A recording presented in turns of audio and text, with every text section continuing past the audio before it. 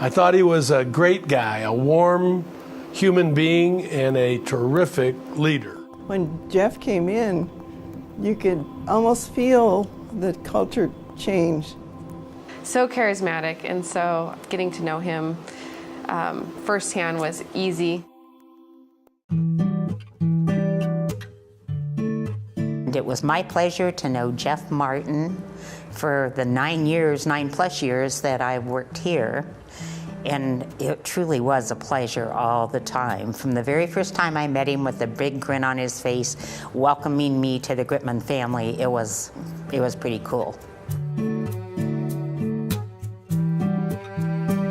Over the years, especially relating to friendship, I have never met a more caring, compassionate, and unselfish individual in my life. The one thing that Jeff and I had in common, we were both sons of the South, so we spoke the same language, and by that we both understood what we were saying.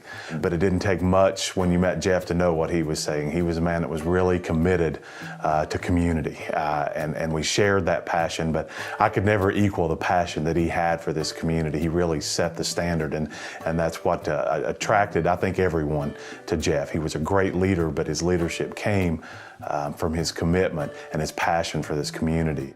One of my favorite memories of Jeff describes what kind of a guy he was and how he enjoyed his staff and got to know the families of his staff. Jeff knew not only the staff members by first name, but he knew all of our children and our husbands by name as well. One day I had my daughter with me in the hallway. She was 6 at the time. And he was chatting in the hall. He stopped his conversation, turned around, greeted her by name, and somehow they got talking about football. And she announced that she was now a Dallas Cowboys fan. Anybody who knows Jeff knows that the Cowboys are his favorite team. And Jeff got very excited, grinned from ear to ear, gave her a big high five, and said, "You're gonna have to come over and watch a game with me." One thing that Jeff and I had in common was we love the Dallas Cowboys. Whenever the day is that I hit the pearly gates, I expect to see Jeff with his Dallas Cowboy hat on, his Dallas Cowboy shirt on, some really good barbecue, and a beer in his hand, and I look forward to that day.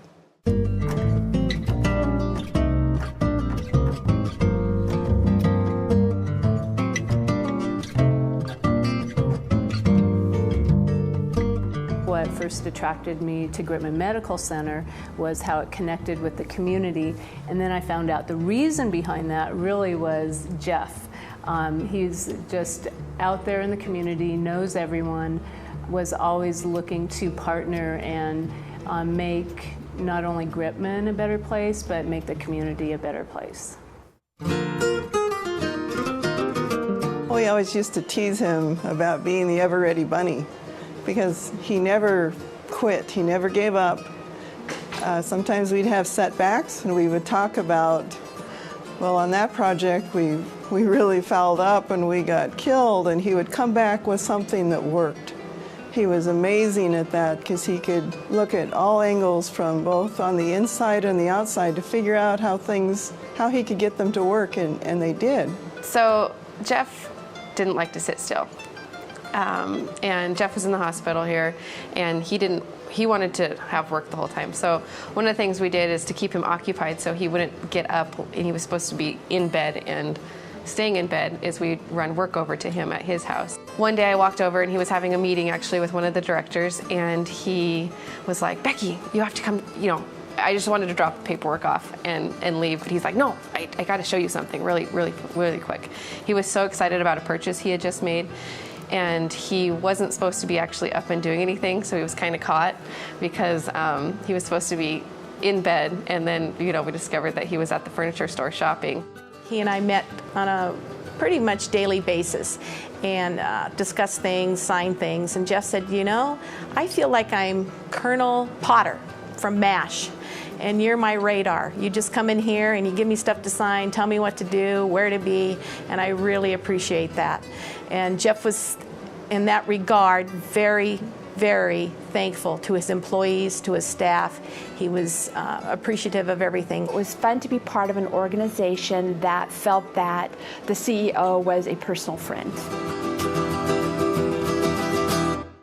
I think that we have something like 500 employees and 580 volunteers.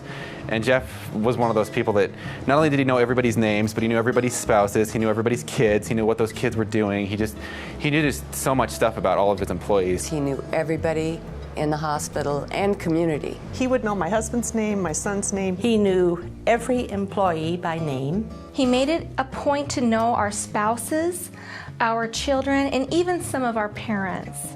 Jeff had that magic with people. He could remember your name. Whether you've known Jeff 10 minutes or 10 years, he always made you feel special.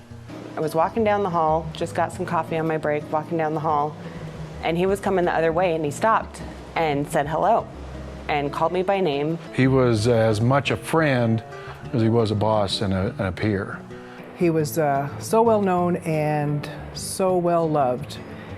It's a pleasure to have this opportunity to speak about one experience that I want to share with you, and I think it was kind of funny. We were traveling to Lewiston to catch a flight to Boise.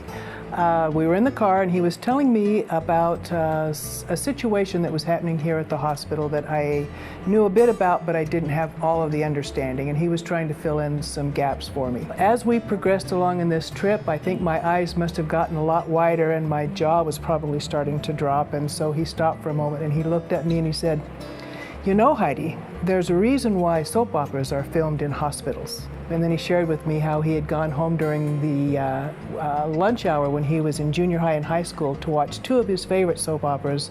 One of them was General Hospital, and the other one was Days of Our Lives. Well, on the lighter side, Jeff had a fault. He was overly enthusiastic, and so when I was chairman of the PAC committee at the Northern Conference, I said, okay, we need to generate some funds, and Jeff immediately said, I'll donate it to Ben Franklin level of $1,000. I'll write you a check right now. And we said, great. And so then he looked in his pocket for his checkbook, looked in his office for his checkbook, looked in his car for his checkbook, and then came back into the meeting and sheepishly said, well, my wife has the checkbook, and so you'll have to get it later. I would see him golfing, and he could see that I'm struggling and trying to learn how to golf. So he would always ask me about my golf game. He'd always be like, how's your game?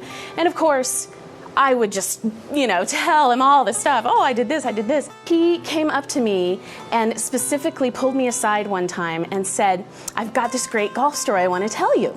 So I'm like, oh, yay. And what had happened was his sister, well, first off, he's got a sister that I remind him of. And we do. I met her, and we look very similar. And we have the same mannerisms, I guess. So he told me that she had a business meeting. It was a business golf meeting, and she really wanted to impress the people in her foursome. But she was late because of traffic and other things. So she ran up to, literally grabbed her bags, ran up to the tee. They were already on the tee for the tee time, and wasn't even thinking about it. She just wanted to hurry and talk to the people, hit her ball, and made a hole-in-one. That is a golf story. He knew everybody's name. I know you guys know this. He knew everybody's name.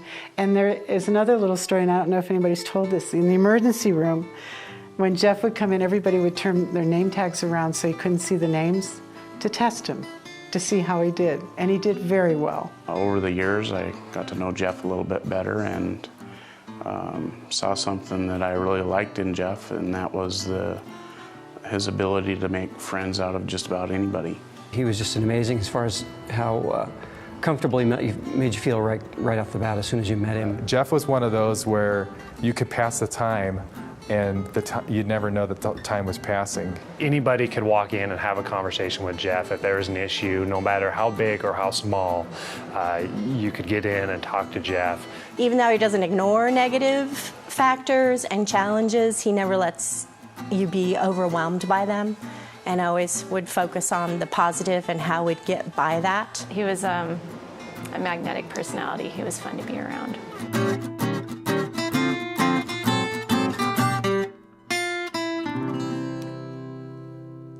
I think his whole life was dedicated to his God, his family, and his hospital. You always hear that one person can't make a difference, but in Jeff's case, he did make a difference for us and our hospital. So when you ask about what we'll miss about Jeff the most, I think personally I'll miss how he always made you feel so special. Just walking down the hall, shaking your hand, just so glad to see you, and he always acted like he truly meant it.